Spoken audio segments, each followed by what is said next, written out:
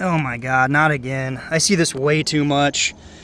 Piss poor install, nails way too high, way too far in. Keyway, the offsets, just, it's really not good. It's a bad install.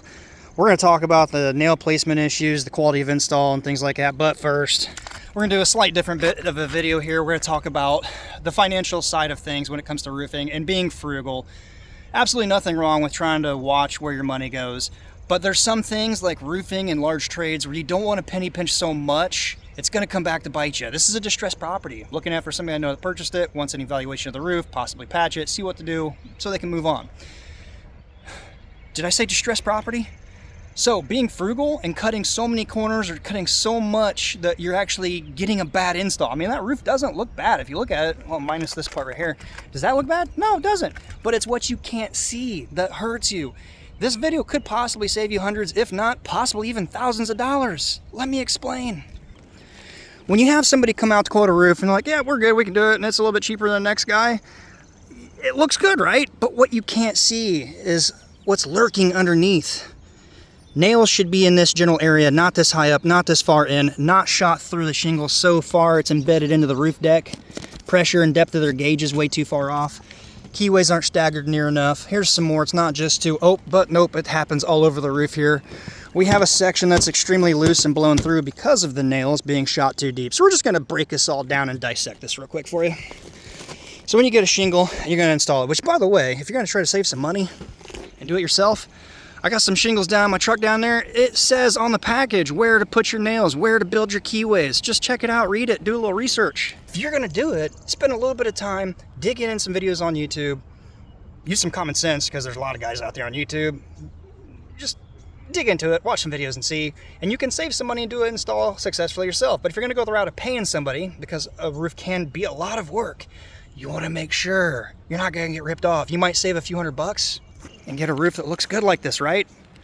Wah, wah, wah. Then you could get stuff like this, and you're going to be either repairing it, nickeling and diming you forever, or buying a new roof to replace the one you just got. Now, are you saving? I mean, I don't call that saving when you save a few and you got to replace the roof or constantly do repairs. To me, that's not saving. Or when you get water intrusion and issues inside, I mean, just think about it.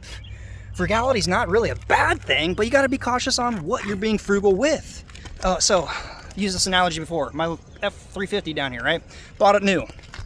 Now, an F350 from Ford or any brand of your choice, manufactured, all the trucks are going to be pretty daggone similar. They're not going to vary in quality. They're manufactured in the same plant. Same as shingles. Where it becomes an issue is the installer, the guy's putting the install on, the guy's tearing it off. That's where it dramatically varies. So being frugal, you got the cost of materials, kind of a bottom set price, right? You can't go much cheaper than that. And if somebody's cutting corners to be significantly cheaper, just a little bit cheaper, you gotta ask yourself, is it worth saving $100, $200, $400? I like using the 400 word because somebody did that in the past. They chose somebody else, got ripped off, got a roof over, and not even including the garage when our estimate did. So they got taken advantage of. I'm telling you, I'm trying to save you guys some money and some headache because this happens way too much. I've done this 23 years now, and I see this every day.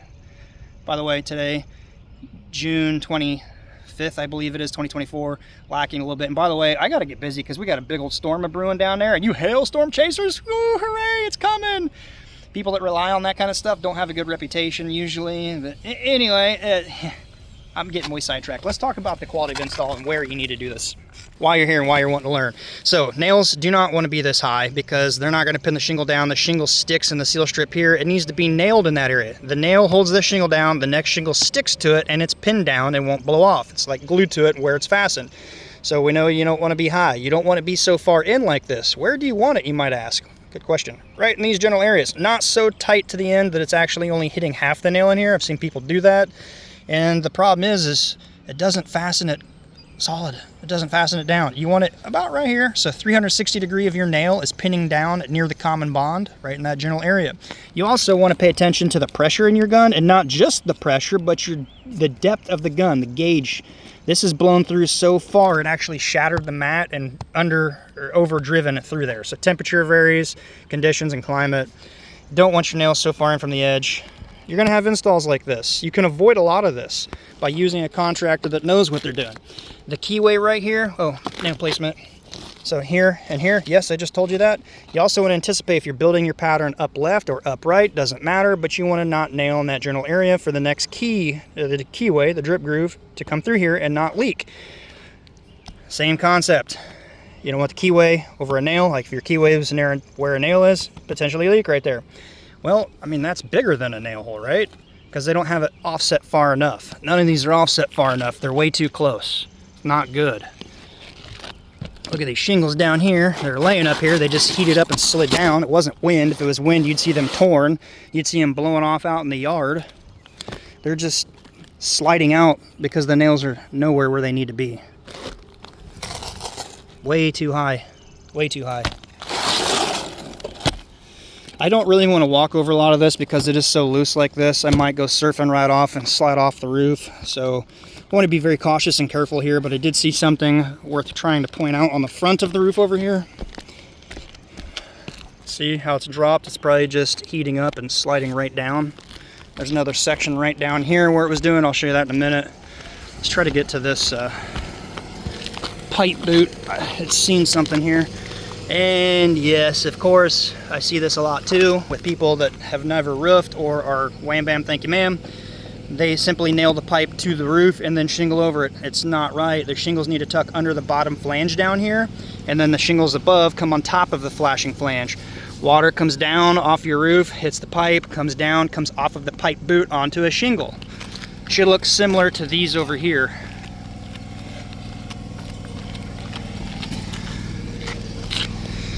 Water comes down, comes off the roof.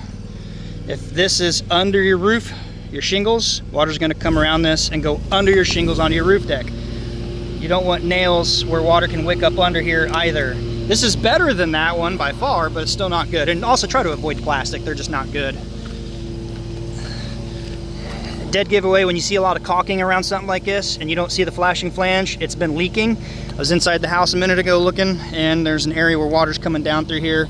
This should be addressed as well. You don't want nails that close to them.